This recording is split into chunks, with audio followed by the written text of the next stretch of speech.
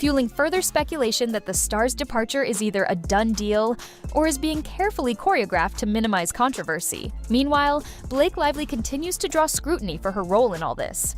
Some argue that she is the central figure behind the fiasco, while others insist she is merely dealing with a dispute that's spun out of control. It is rare, after all, for personal legal fights to escalate to the point of endangering a multi-million-dollar studio contract. Baldoni's involvement transformed what might have been a private matter into a public feud that forced Disney to worry about potential liabilities. The possibility of more damaging revelations undoubtedly set off alarm bells within Marvel's leadership.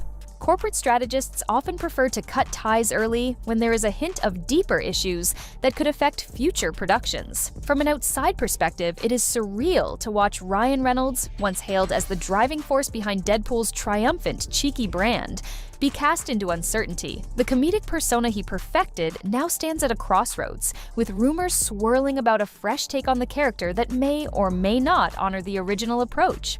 Studios have become increasingly adept at retooling their worlds, and with the sprawling concept of the Marvel Cinematic Universe, they can always chalk up recastings and reinterpretations to shifts in the timeline or alternate realities. In the end, the reported firing underscores how fragile an actor's position can be, even one who seems as indispensable as Ryan Reynolds.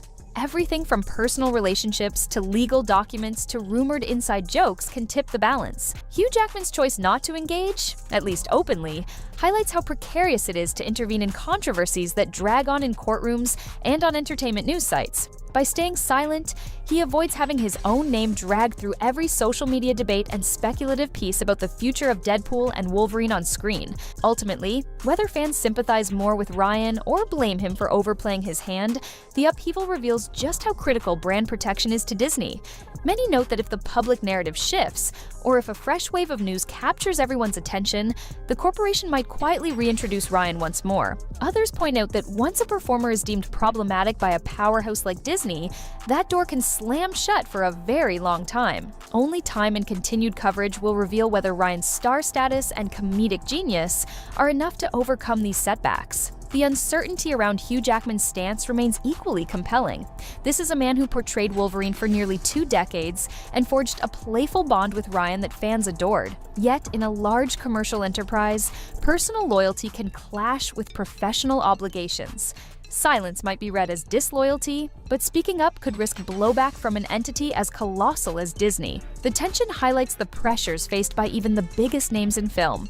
They often function within a sphere where a single misstep, whether an ill-timed remark, a messy lawsuit, or an insider leak, can reshape entire careers. With so many pieces in motion, the saga is far from over. Each week, new tidbits emerge, from alleged commentary by corporate insiders to social media hints dropped by individuals who claim to be in the know.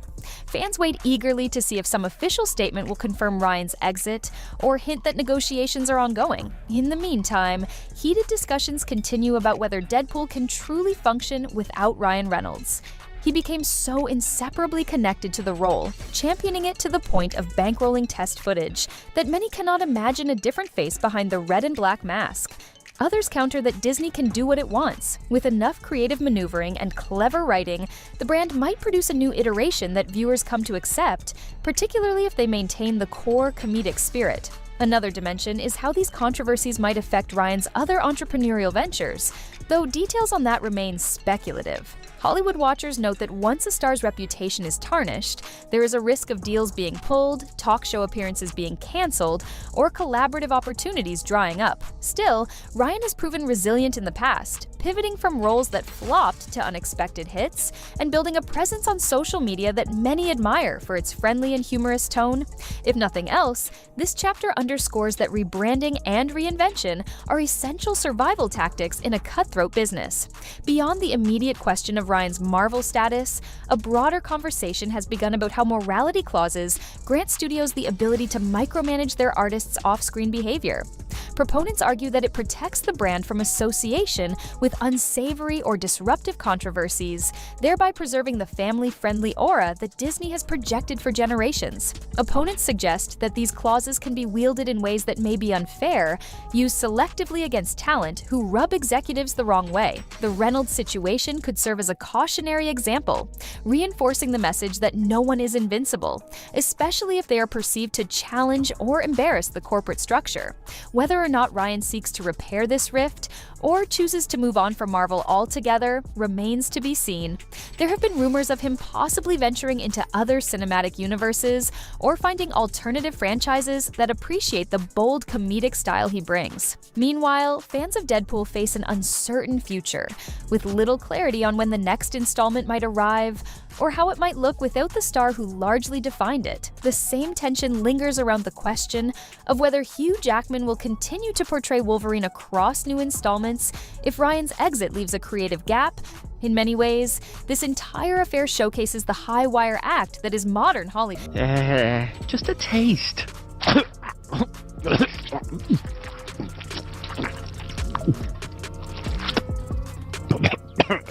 That was intense.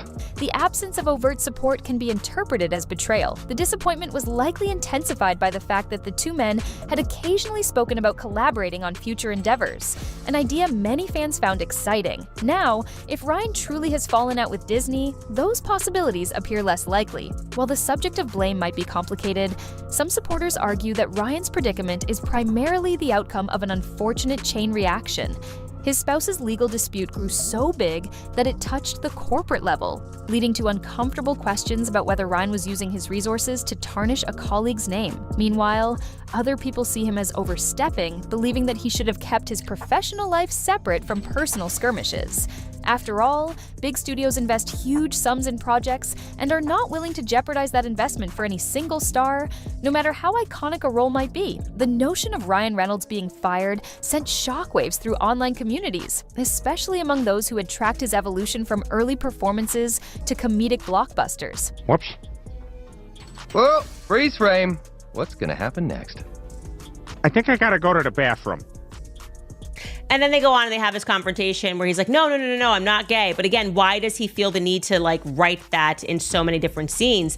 He had seemed unstoppable, transitioning from smaller parts to a major comedic figure with widespread recognition. But this episode serves as a stark reminder of how quickly fortunes can change if a public battle draws a top-tier entertainment corporation into unwelcome controversy. Even though official confirmation from Disney was never explicitly released, the combination of insider leaks and rumored legal strategies created a sense that this was more than mere gossip. Adding yet another layer of intrigue, fans have revisited historical flashpoints in Ryan and Blake's personal lives, including the time they chose to hold their wedding ceremony at a plantation site with a history of forced labor. The couple eventually admitted that their initial choice was misguided and took the step of organizing an additional ceremony more consistent with their values. Yet critics maintain that the initial error was glaring, and they question what it might suggest about the couple's perspectives.